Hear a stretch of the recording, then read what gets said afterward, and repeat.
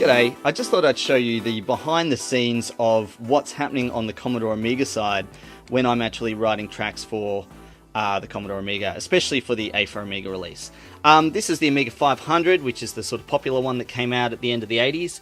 All my tracks are written for this. It's got a 4-channel digital to audio converter in it, which allows you to have 8-bit samples playing together 4 at a time. For the sake of demonstrating today, I've got the Amiga 1200 because it has easy outputs on the back of it. You can see there's just the standard video outputs there that can go into your TV. Today I've got them running into a video camera because it actually allows me to record via the FireWire output into this compact flash adapter so that I can actually put it straight onto the computer without having to capture it. So let's, without further ado, have a look at what's going on with the Commodore Amiga. So this is Protracker 2, which is my preferred version of Protracker. There's lots of different versions that were made over the years. This is just one of them. We've just accessed the disk here, and we're going to actually open this file, which is Basewalk. That's the 4th track on the release. And you can see here when we click that, it's actually loading the tune into memory, and you can see the samples here are coming in. If we now jump into our sampler, you can see we can listen to all these samples just using the keyboard as a sampler. We can pitch it a bit higher. I love that one.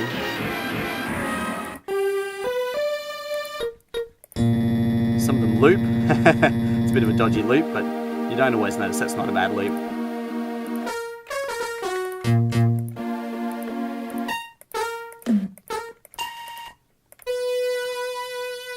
If we now go and press play,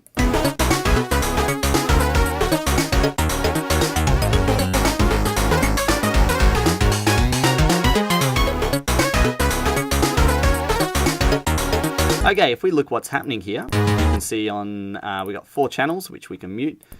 First channel there is the bass line. I have one that's an echoey bass line. So it's just doing an echo effect. This is now playing the chords. Channels 1 and 2, you can see here. And I'm fading between the channels at the start here because it sort of sounds nicer. What happens on later in the song, if we actually have a look, is those channels get a lot tighter and do a lot more. So if we press play,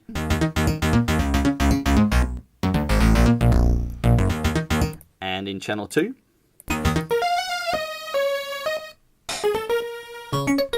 channel 3 is the chords.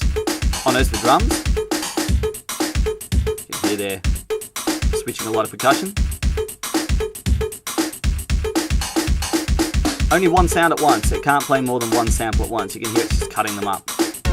And channel 4 there is my chords and a little call and response. Mix them together.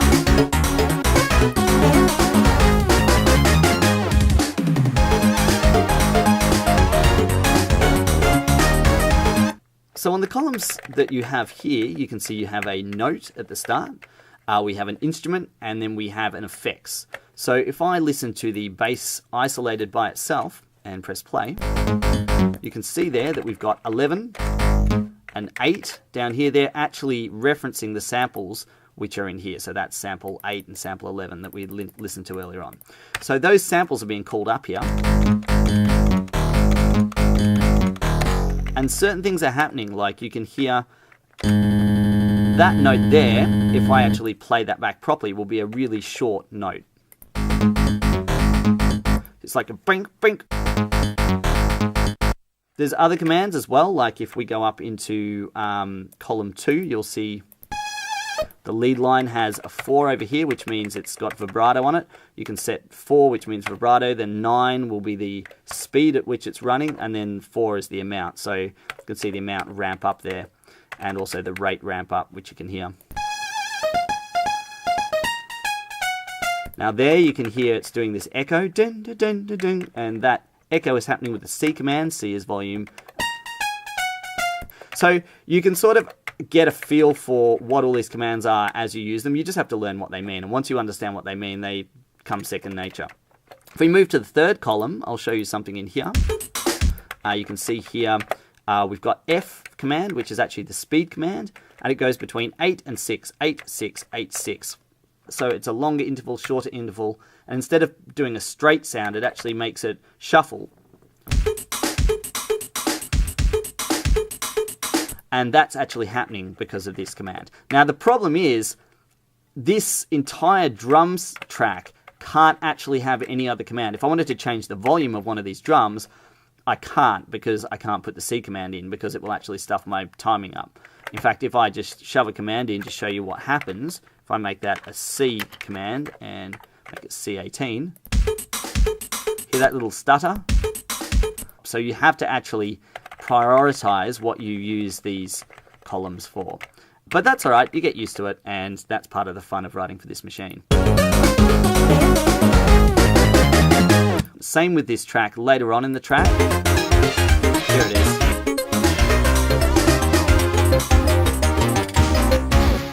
So what's happening there, you can see, is also we're getting this sort of triplet feel.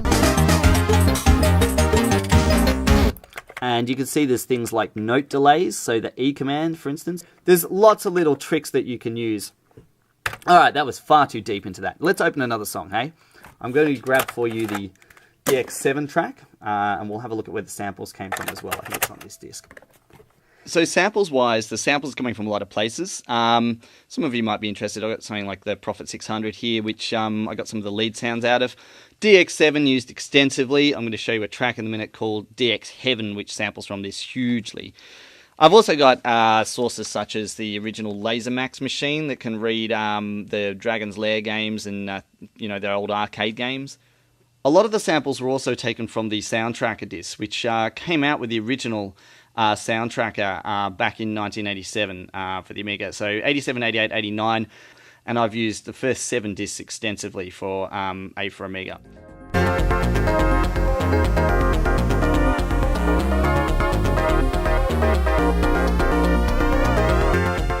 If I jump into the sampler,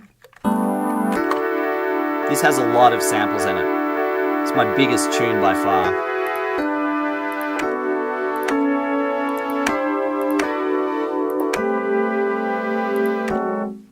So if we keep going through the samples on this one, you can hear there's lots of DX7 stuff.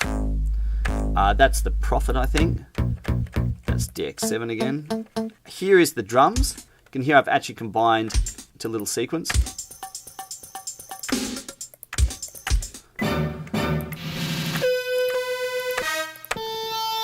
So lots of samples in this one. One thing you will notice is sometimes there's octaves. And the reason there's octaves is because the Amiga only has a certain note range, and if you want to get higher than that, you actually need to create another instrument, a double octave, to be able to continue up the scale. So that gets a little limiting. I'll just let this one play out though.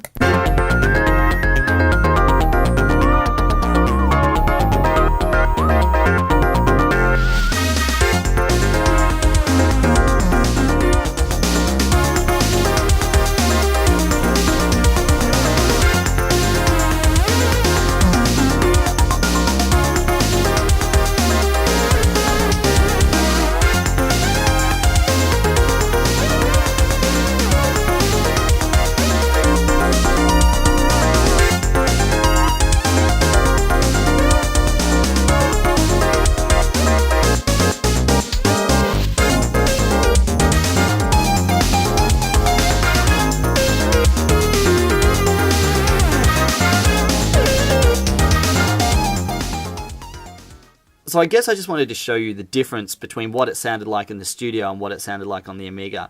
While the Amiga is perfectly capable of playing it back, I really wanted to break it across multiple channels and really finesse each sound and give the sound palette to a sound engineer and see what he could do with the sound. So that's what I did, and you can hear the polish on all of the samples. It's a lot wider, it's stereo, it's got this sort of big depth to it.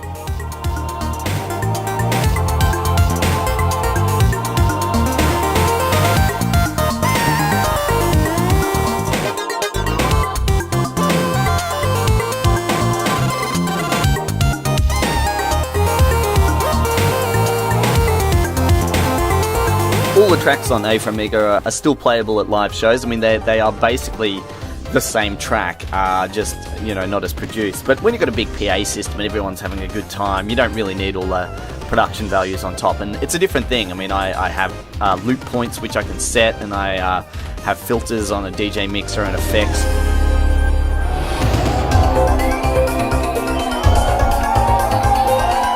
very different thing for me going into the studio compared to what I've been used to, which is jumping around like an idiot on stage. So hopefully you enjoy the release, and thank you very much for watching this little video.